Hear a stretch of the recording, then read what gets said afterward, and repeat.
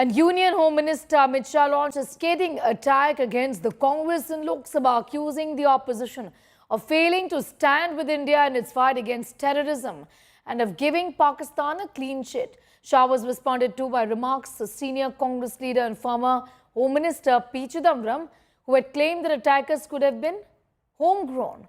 Shah claimed that the government had clear evidence showing the terrorists were Pakistan nationals, including them having Pakistan voter IDs. Shah contrasted the NDA's approach with that of the previous UPA government, saying the UPA sent dossiers to Pakistan while the NDA took decisive action. He went on to further blame historic Congress leadership for allowing Pakistan to retain control of Pakistan-occupied Kashmir, stating that Jawaharlal Nehru's 1947 ceasefire was responsible for the existence of this country. He also said that Indira Gandhi missed the chance to reclaim POK during the Shimla Pact and claimed that Nehru had even given away India's chance at a permanent United Nations Security Council seat to China. Shah claimed that unlike previous UPA governments, the Modi-led administration would not remain silent on matters of national security, also challenging Gandhi to list the actions taken by the Congress against terror. Priyanka Gandhi hit back at Amit Shah, saying it was Indira Gandhi who had split Pakistan to create Bangladesh. Also questioned why the Home Minister hadn't resigned over intelligence failure.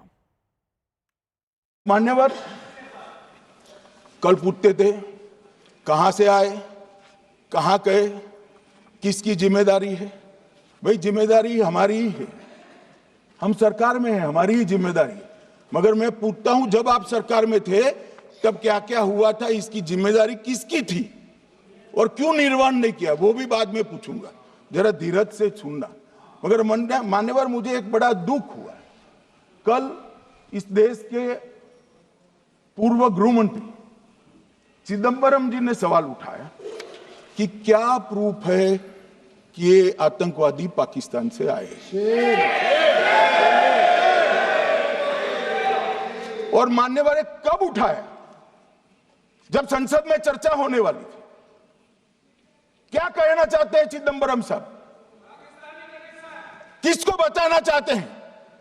Pakistan को बचाकर आपको क्या मिलेगा? वो ये कह रहे हैं कि और क्या है, मत जवाब दो।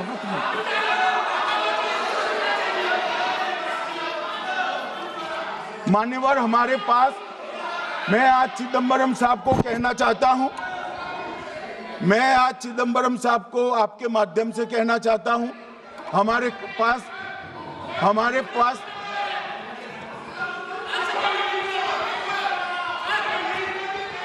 मान्यवर, हमारे पास प्रूफ है, वो भी मैं सदन के सामने रखना चाहता हूं कि तीनों पाकिस्तानी थे।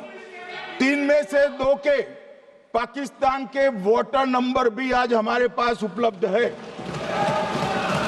मान्यवर, ये राइफलें हैं, ये राइफलें भी हमारे पास उपलब्ध है। इनके पास से जो चॉकलेटें मिली हैं, वो चॉकलेटें ढोक में से मिली, वो भी पाकिस्तान की बनाई हुई चॉकलेट है। मान्यवर, ये कहते हैं कि पाकिस्तानी नहीं थे, इसका मतलब पूरी दुनिया के सामने इस देश का एक पूर्व गृह मंत्री पाकिस्तान को क्लीन चिट दे रहा है। और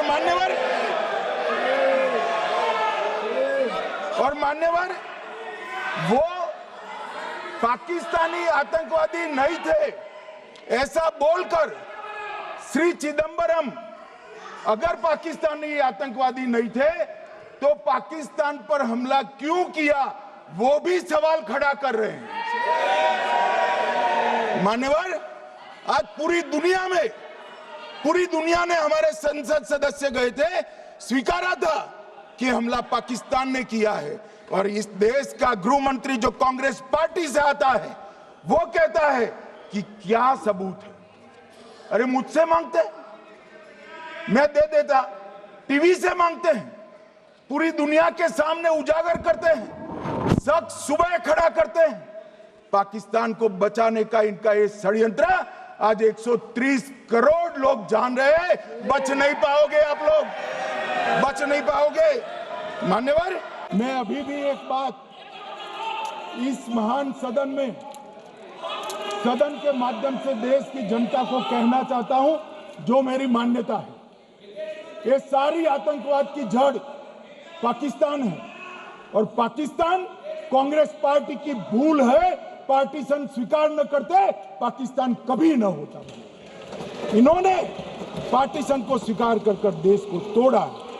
मान्यवर, कल विदेश मंत्री जी बता रहे थे शर्म अल शेख सम्मेलन का बलूचिस्तान ब्लंडर, जिसने पाकिस्तान को हमारे साथ चर्चा करने के लिए इक्वल फुटिंग पर ला दिया। 7 मई को 1:26 पर 22 मिनट पर ये हमारा काम समाप्त हो गया। हमारे डीजीएमओ ने उनके डीजीएमओ को बता दिया कि भाई हमने आतंकवादी हमलों पर स्थानों पर सिर्फ हमला किया है, इनके हेडक्वार्टर पर हमला किया है, जो हमारा आत्मरक्षा का अधिकार है। पूरी दुनिया इसको एक्नॉलेज करती है। ऐसा नहीं हो सकता है मनमोहन सिंह के समय की तरह कि वो आकर मारेंगे और हम चुपचाप बैठे रहेंगे और जाकर चर्चा करेंगे। ये नरेंद्र मोदी सरकार, ऐसा नहीं हो सकता।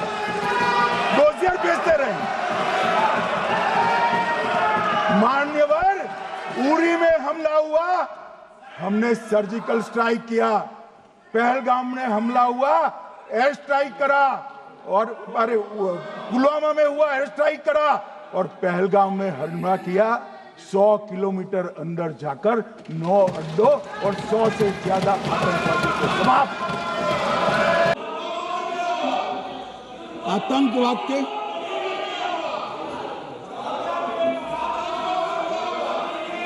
मान्यवर, आतंकवाद के खिलाफ लड़ाई होती, कभी वो हमला करते हैं, मगर सवाल ये है कि इन्होंने 5 से 11 के बीच में 27 जघन्य हमले किए, 1000 के करीब लोग मारे गए। आपने क्या किया? क्या किया आपने? जवाब दीजिए, क्या किया? और मैं राहुल गांधी जी को चैलेंज देना चाहता हूं, इन्होंने इस आतंकवादी हमलों के खिलाफ उनकी सरकार ने जो कदम उठाए, यहां खड़े रहकर हिम्मत से बताए देश की जनता को। कुछ नहीं किया मान्यवर। ये यहां से आतंकवादियों की फोटो पाकिस्तान भेजते रहे, डोजियर भेजते रहे। और मान्यवर ये कहते हैं कि आपके समय में भी हमले हुए। मैं उनको अंतर समझाना चाहता हूं, वो देख नहीं पा रहे। मान्यवर, हमारे समय में जो भी आतंकवादी घटना हुई, पाक प्रेरित और कश्मीर सेंट्रिक हुई। देश के हिस्से में 2004 से 2014 से 2025 तक एक भी घटना नहीं हुई है मान्यवर। मैं इसी देश के इतिहास से कुछ घटनाएं बताना चाहता हूं। 1948 में मान्यवर, कश्मीर में हमारी सेनाएं निर्णायक बढ़त पर थी। सरदार पटेल ना बोलते रहे, जवाहरलाल नेहरू जी ने एक तरफा युद्ध विराम कर दिया। और मान्यवर, मैं बड़ी जिम्मेदारी के साथ कहता हूं, मैं इतिहास का विद्यार्थी हूं। पाक ऑक्यूपाई कश्मीर का अगर अस्तित्व है तो जवाहरलाल नेहरू जी की ये युद्ध विराम के कारण है। इसका जिम्मेदार जवाहरलाल नेहरू है। मान्यवर, 1960 में सरदार पटेल ने विरोध किया था, गाड़ी लेकर आकाशवाणी तक गए थे, घोषणा न करते दरवाजे बंद कर दिए थे।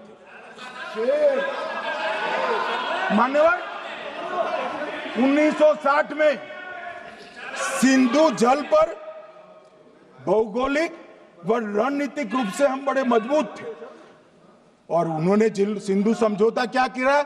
80% भारत का पानी पाकिस्तान को दे दिया।